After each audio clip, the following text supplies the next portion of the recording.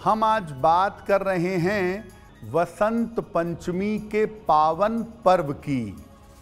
सबसे पहले ये जानते हैं कि बसंत पंचमी का त्योहार क्या है और इसका महत्व क्या है। देखिए, माघ शुक्ल पक्ष की पंचमी तिथि को माता सरस्वती की पूजा की जाती है, जो विद्या और बुद्धि की देवी मानी जाती हैं। माघ शुक्ल पंचमी तिथि को जब माता सरस्वती की पूजा होती है तो इसी उपासना के पर्व को बसंत पंचमी कहा जाता है। बसंत पंचमी एक बड़ा पवित्र मौका होता है, एक बड़ा पवित्र अवसर होता है और साल के 4 विशेष मौकों में से एक मौका है। साल के 4 अवसर होते हैं: वसंत पंचमी, अक्षय तृतीया, फुलेरा दूज और देवोत्थान एकादशी। तो ये जो 4 मुहूर्त होते हैं, इन्हें अबूझ मुहूर्त कहा जाता है। वसंत पंचमी भी अबूझ मुहूर्त है। इसमें बिना गणना किए, बिना पंचांग के, बिना मुहूर्त के आप कोई भी शुभ काम कर सकते हैं बड़ी आसानी से। जैसे इसमें विवाह कर सकते हैं, घर का निर्माण कर सकते हैं और शुभ कार्य भी इस समय में किए जा सकते हैं। बसंत पंचमी का जो मौका होता है, बसंत पंचमी का जो अवसर होता है, इस अवसर पर अगर आप प्रयत्न करें तो ज्ञान और विज्ञान दोनों का वरदान मिलता है। ऋतुओं का संधिकाल है। एक ऋतु समाप्त होती है, शिशिर ऋतु, और एक ऋतु आरंभ होती है, वसंत ऋतु। तो दोनों ऋतुओं के बीच का समय है और इस समय में साधना करके, उपासना करके ज्ञान और विज्ञान दोनों का वरदान मिलता है। बसंत पंचमी पर माँ सरस्वती की पूजा करके, माँ सरस्वती की उपासना करके संगीत, कला और आध्यात्म, इन तीनों चीज़ों का आशीर्वाद प्राप्त होता है।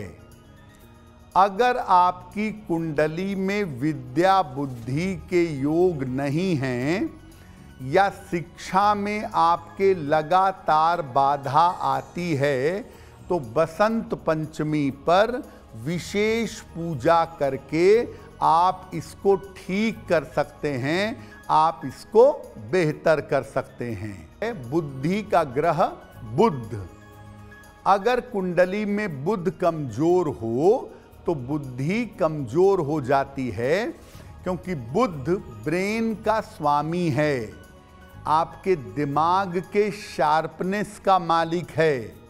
इसीलिए अगर बुध कमजोर हो तो बुद्धि कमजोर हो जाती है।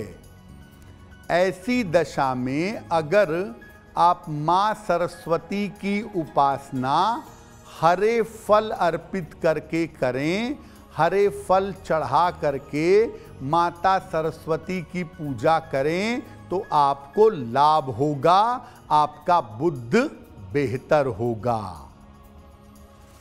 अगर बृहस्पति कुंडली में कमजोर है तो विद्या प्राप्त करने में समस्या आती है।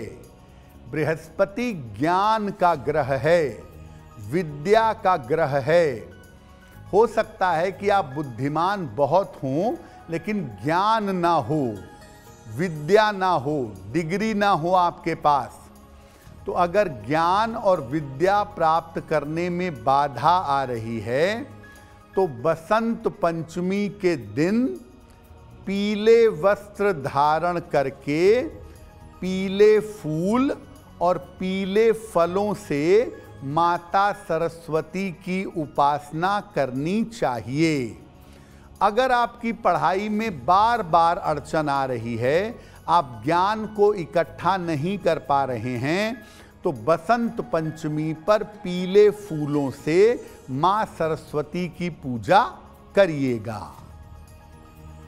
अगर आपका शुक्र कमजोर है, शुक्र गड़बड़ है, तो मन चंचल होता है, मन एकाग्र नहीं होता और ऐसे लोग इधर उधर भटकते रहते हैं और करियर का चुनाव नहीं कर पाते हैं।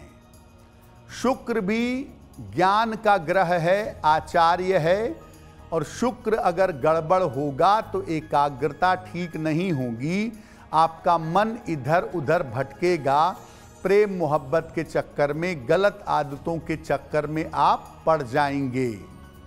तो अगर शुक्र की वजह से पढ़ाई लिखाई की दिक्कत है, एकाग्रता की समस्या है, तो वसंत पंचमी के दिन मां सरस्वती की उपासना सफेद फूलों से करिएगा। अगर बसंत पंचमी के दिन माता सरस्वती की उपासना आप सफेद फूलों से करें तो आपका शुक्र बेहतर होगा, और अगर शुक्र बेहतर होगा तो आपका मन भटकेगा नहीं, आपका मन एकाग्र बना रहेगा। अब आपको बताते हैं कि बसंत पंचमी पर मां सरस्वती की उपासना आप कैसे करेंगे। आज किन बातों का ध्यान रखेंगे। आज के दिन पीले, बसंती या सफेद वस्त्र पहनकर पूजा करिएगा। पीला रंग या नारंगी रंग या बसंती रंग सबसे बेहतर होगा। काले या लाल वस्त्र धारण मत करिएगा पूजा के दौरान। इसके बाद पूर्व या उत्तर दिशा की तरफ चेहरा करके पूजा की शुरुआत करिएगा। सूर्योदय के बाद के 2.5 घंटे और सूर्यास्त के बाद के 2.5 घंटे का प्रयोग इस काम के लिए करिएगा। तो आज माता सरस्वती की पूजा आप सूर्योदय के बाद 2.5 घंटे में कर लें या शाम को सूर्यास्त के बाद 2.5 घंटे में कर लें तो अच्छा होगा। मां सरस्वती को सफेद चंदन, पीले और सफेद फूल अवश्य अर्पित करिएगा, और प्रसाद में मिश्री, दही और लावा, जिसको मखाना कहते हैं, ये समर्पित करिएगा। केसर मिश्रित खीर, केसर वाली खीर बनती है चावल की या मेवे की, ये भी आप मां सरस्वती को अर्पित कर सकते हैं। मां सरस्वती को मुख्यतः सफ़ेद चीज़ें अर्पित की जाती हैं और साथ में सफ़ेद मिठाइयों का या केसरिया मिठाइयों का भोग लगाया जाता है। तो जब सब कुछ अर्पित कर लें तब मां सरस्वती के मूल मंत्र का जप करें। ओम ऐं सरस्वत्यै नमः। ओम ऐं सरस्वत्यै नमः इस मंत्र का जप करें। या सरस्वती वंदना आती है, या कुंदेन्दु तुषार हार धवला, या शुभ्र वस्त्रावृता, या वीणा वरदंड मंडित करा, या श्वेत पद्मासना। तो आप चाहें तो सरस्वती वंदना भी पढ़ लें। इसके बाद अपनी प्रार्थना करें कि हे माता, मुझे विद्या, बुद्धि और ज्ञान का वरदान दो, और उसके बाद सबके साथ मिलकर के प्रसाद ग्रहण करें। तो एकाग्रता की समस्या है, जिनका मन एकाग्र नहीं होता, कंसंट्रेट नहीं होता, खास तौर से विद्यार्थी जो पढ़ने में मन नहीं लगा पा रहे हैं, वो आज से, आज तो सरस्वती वंदना पढ़ेंगे ही, आज के बाद रोज सुबह सरस्वती वंदना पढ़िए। अपने पढ़ने के स्थान पर मां सरस्वती का एक छोटा सा चित्र या एक छोटी सी मूर्ति लगा दीजिएगा, और जब आप पढ़ाई शुरू करने जा रहे हैं तो उनको नमस्कार करने के बाद तब पढ़ाई करिएगा।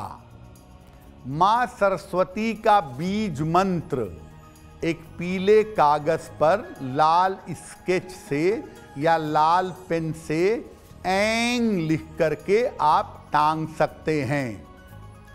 जिन लोगों को सुनने की या बोलने की समस्या है वो लोग सोने या पीतल के चौकोर टुकड़े पर मां सरस्वती का बीज मंत्र लिखवाएं। बीज मंत्र होता है ऐंग, ऐ पर बिंदी, ऐंग। इसको लिखकर अपने गले में धारण करें।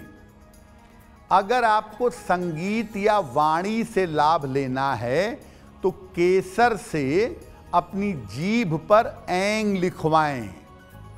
किसी धार्मिक व्यक्ति से या अपनी माता से लिखवाना अच्छा होगा।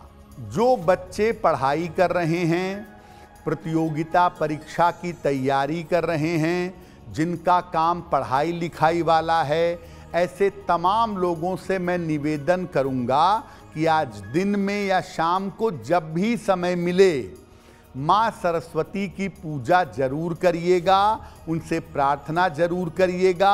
आपको शिक्षा प्रतियोगिता में सफलता मिलेगी।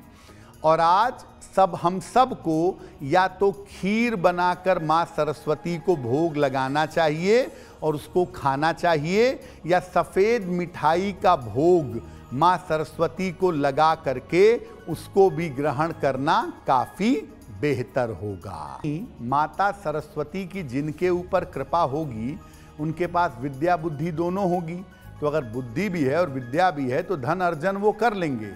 हाँ, ये बात सही है कि बहुत पैसे वाले शायद ना बन पाएं, लेकिन जीवन में जितनी ज़रूरत है उतना पैसा जरूर मिलेगा। उनका ज़्यादा झुकाव ज्ञान की तरफ होगा, फिर भी जीवन अच्छी तरह से आराम से बढ़िया से चल सके इतना पैसा जरूर होगा। माता सरस्वती की कृपा से कोई दरिद्र नहीं रहता है। तो ऐसा नहीं है कि अकूत पैसा आ जाएगा, लेकिन बढ़िया ज़िंदगी चलेगी। माता सरस्वती की पूजा करने से धन नहीं मिलेगा, धन का अभाव होगा, ये बात सही नहीं है। अगर आप मुझसे जुड़ करके अपनी समस्याओं का समाधान चाहते हैं और चाहते हैं कि आपकी समस्याओं को ज्योतिष के माध्यम से सुलझाया जाए, तो आप हमसे संपर्क कर सकते हैं, जुड़ सकते हैं एस्ट्रो तक पर।